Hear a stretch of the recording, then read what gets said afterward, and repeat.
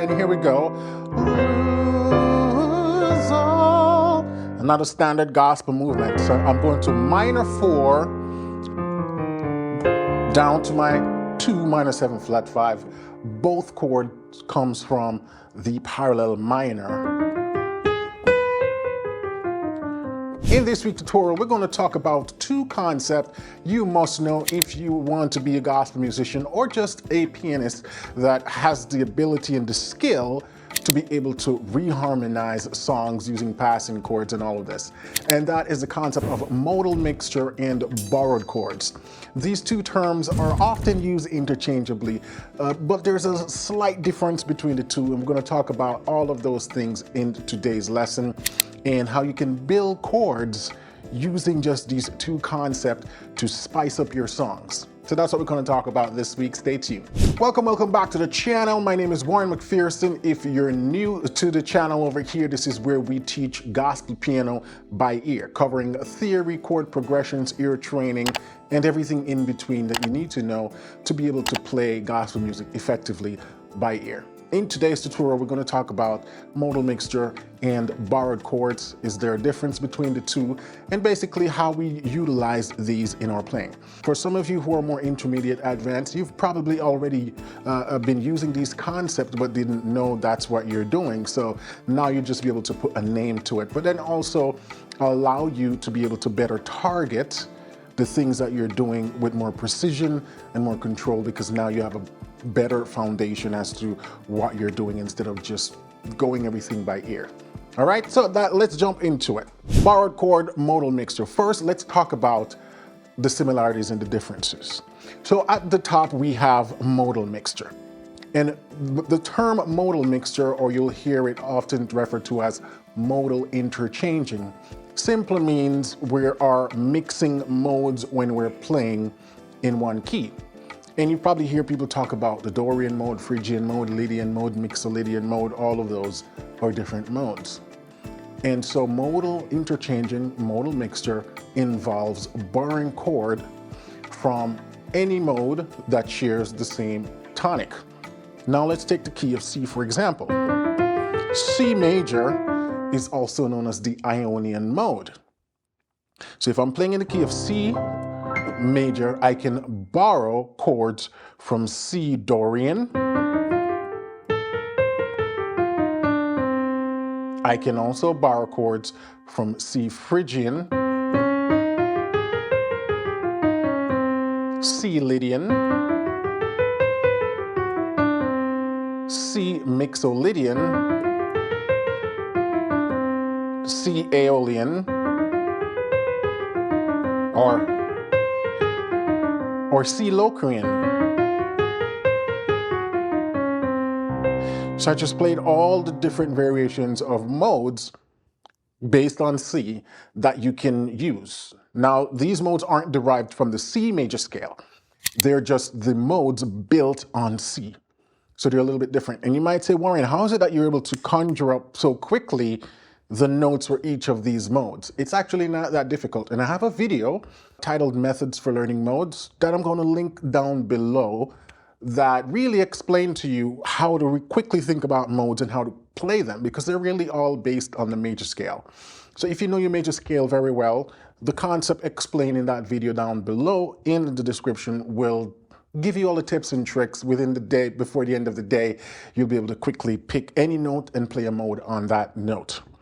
Now let's jump back to it. So now that you know sort of the different modes, when I'm playing in the key of C, I can pick chords or borrow chords from any one of those modes and bring them into the key that I'm playing in. And that is, in a nutshell, what is known as modal mixture, right? It's taking a chord from another mode that doesn't belong to this key, bringing it into the key. And that's how we get that modal interchanging, because by borrowing that chord and bringing it into the key, that also opens up the possibility for us to play that mode over the chord. So that's why you always see me doing these runs. That's basically modal mixture. Now, below that, we have the concept of borrowed chords. Now, it's important to note that when you're doing modal mixture, you're also borrowing chords, right? That's really what's happening there. But then also on its own, borrowed chord refers to a specific type of modal mixing, and that only has to do with the parallel minor. So C major or C minor. So borrowed chord is more narrow. When we're borrowing chords from the parallel minor, we refer to that as just borrowed chord, even though under the big umbrella, it's technically a form of modal mixing. It's just that borrowing chords from the Phrygian, the Lydian, and the Locrian and all of that isn't necessarily considered borrowed chords. Those are more modal mixing, right? Stick with me here, because I know it can get a little bit confusing. So that's really the two difference, the two sort of nuance, or the little nuance between the two concepts of modal mixing and borrowed chords. So if I'm playing in the key of C again, and I go to this A flat, back down to G, back to C, one would say I borrowed that chord from the parallel minor. It's the sixth note of C minor. 1, 2, 3, 4, 5, 6, right? And this is something you've probably heard all the times in songs. You've just never really thought about the theoretical underlining of what's happening there. Let's do a little pop quiz. If I'm in the key of C and I go to my D minor 7 flat 5 to my 5, would that be borrowed chord or more modal mixture? It would be borrowed chord, because the 2 minor 7 flat 5 comes from the parallel minor. The 2 chord in C minor is the minor 7 flat 5, so I borrowed it from the parallel minor, right? And this is something we do extensively in gospel music, making that 2 minor 7 flat 5. And in just a minute, I'm going to demonstrate this in an actual song for you. Now, what if I'm playing in the key of C and I do sort of a 2-5 passing, tritone sub, down to 4?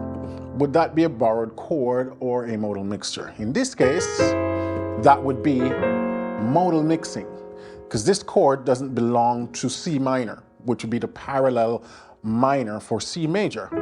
It comes from a different mode. And in this case, it comes from the whole tone mode, or the whole tone scale. So this right here is a G flat 7 or G flat 9 sharp 11. It really comes from C whole tone mode, or C whole tone scale, right? And fun fact, there's only 2 whole tone scale in music: C and D flat, C sharp. You find out if you play any other whole tone mode, you're really just playing a variation of one of the other 2. You're just playing the same mode starting on a different tone. So there are really only 2. So that's really the difference between modal mixture and borrowed chord. Borrowed chord simply refers to borrowing chords from a specific mode, which is the parallel minor. In modal mixing, you can borrow chords from any mode, so long as it shares the same root as the key that you're playing in. Now, just a quick caveat, you hear me talking about parallel mode or parallel minor, and you're saying, wait, I've never heard of that term before. I know relative minor, but what is parallel? So relative minor is when we go to the 6th of the scale. So in the key of C, the 6th degree, the scale built on the 6th degree, the Aeolian mode, is also known as the relative minor of C major. The parallel minor is when they share the same root. So that's just important to note right there. In minors, you can have a relative minor and a parallel minor. So modal mixture refers to borrowing chords from the parallel minor. Now let's demonstrate this in some actual songs here in context. And in the spirit of Easter, let's do one of my favorite hymns, There is a Fountain Filled with Blood. So, there is a fountain filled with blood drawn from Emmanuel's vein, and sinners plunged beneath that flood lose all their guilty stains, lose all their guilty stains, lose all their guilty stains, and sinners plunged beneath that flood lose all their guilty stains. Whew. Love that hymn. You see those modal mixing and borrowed chording that I was doing there? Pretty cool stuff, right? All right, so let me now go back and explain to you what I'm doing, where these chords came from. So we already established that I'm in the key of a C major. So I started, da, da, and then you see me do, I'm using an E7 sharp 5. We know that chord does not belong in the key of C major. Really, it comes from the Aeolian mode.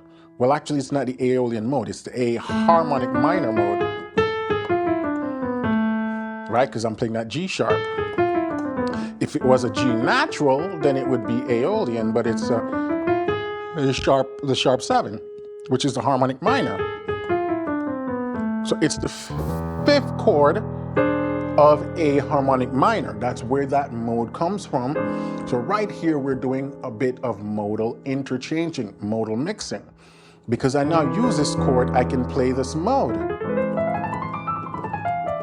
Whew.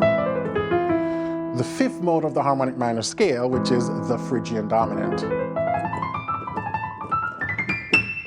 See, then I sing, and there is a fountain filled with blood, right? So because I've opened up the chord to this mixing right here, it also means I opened up the scale.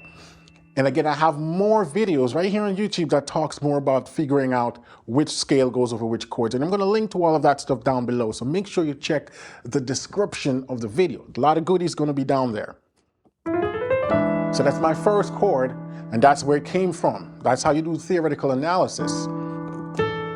So filled with blood, drawn from Emmanuel's. Here's another one. This is a D9 chord. Again, not a chord that is native to the key of C. Where did it come from? It comes from the fifth mode of the G major scale. Or I can think of it as really, I can think of it as a borrowed chord from the C Lydian mode. This is C Lydian, which is the fourth mode of G major.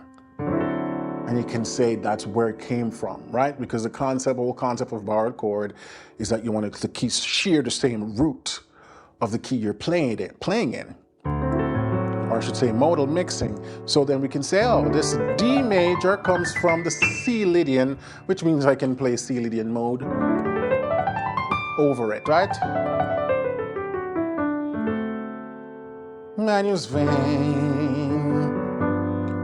and sinners plunge right here beneath that flood. So right here, I'm playing two non-diatonic chords, G minor 9 and the F sharp, G flat, sharp 11. So where would this G minor comes from? I'm playing a G Dorian right now. So this comes from the F major key. And again, if we equate it back to C, we would say it's the Mixolydian mode we're playing. And we can play that over the G minor. Or really any mode from the G major scale you can play over that G minor. Not the G major scale, the F major scale. Any chord, any mode from the G major scale, the F major, I keep saying G major, the F major mode, you can play over that. But again, to equate it back to modal mixing, we would say we are playing or we are pulling this chord from the C Lydian mode. Now what happens when I drop down here to this G flat, a sharp 11 chord? This is where the whole tone scale comes in. And again, a whole tone scale is just a scale that is based entirely on a whole step. So whole step, whole step, whole step, whole step, whole step.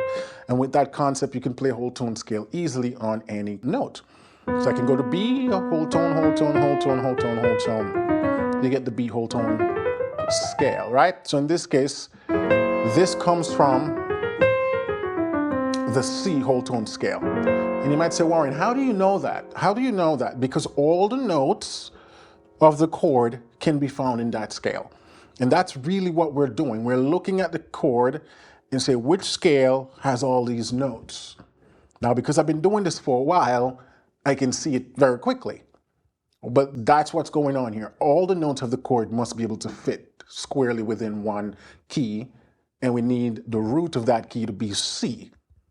And this is what we call modal interchanging. So you might hear some people say, oh, it's just a 2/5 passing with a tritone sub. Yes, they're correct. That's another way of thinking about it. Because you realize that there are, as they would say, many ways to skin a cat. That's what's going on there, because I could have done that as well to take me to the 4, right? Stains and sinners plunged beneath. So right there, I could have gone beneath. So I could have used the C as well. But if I've done that, it wouldn't have opened up the song for me to be able to run a whole tone scale. So you realize that by strategically deciding what chord you're going to introduce, it also allows you to then introduce more modes that you can run or create melodic runs, licks, and lines from. So that's what's going on here. So that G flat is a form of modal mixing, and it's also a 2/5 with a substitution of tritone sub going on right there. Needs that flood, and here we go. Lose all. Another standard gospel movement. So I'm going to minor 4 down to my 2 minor 7 flat 5. Both chords comes from the parallel minor. Both chord comes from the parallel minor mode. Right, F minor, D minor 7 flat 5.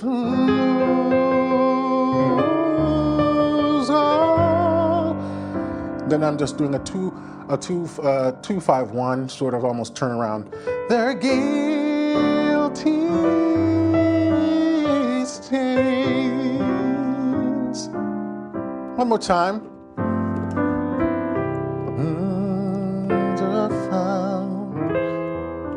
Right? 10 filled with blood drawn from Emmanuel's vein, and sinners plunged beneath the flood lose all their guilty stains. Right then, all their guilt, and this one, these things.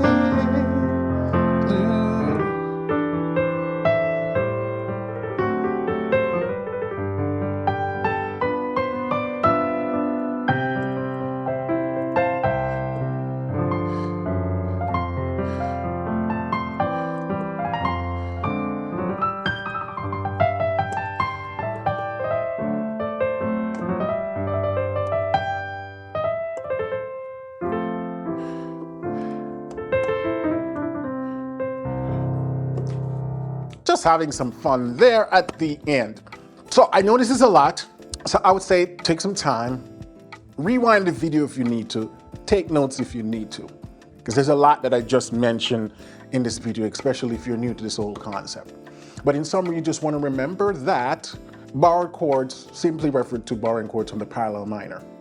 Modal mixing, modal interchanging refer to borrowing chords from the same tonic root note, but from different modes. C Dorian, C Lydian, C Phrygian, C Mixolydian. All of those are different modes, and you can borrow chords from that. And that's when we get into the concept of modal interchanging. Now I talked about some additional videos, and I'm going to link to one right here that dives deeper into quickly being able to figuring out modes. So be sure to check that out. I'm also going to link down below a PDF I call 7 Steps to Naming Any Chord that will help you with your chord naming as we extend into these bigger chords. All right, so thanks for watching, and don't forget to give us a like and a subscribe if you're new to the channel. And lastly, if you want to take your piano playing even to further heights in gospel piano, I would highly recommend you check out pianolessonwithwarren.com, my membership program that I've been taking beginners from beginner to advance in gospel music. All right, so until then, have a blessed week. Talk soon.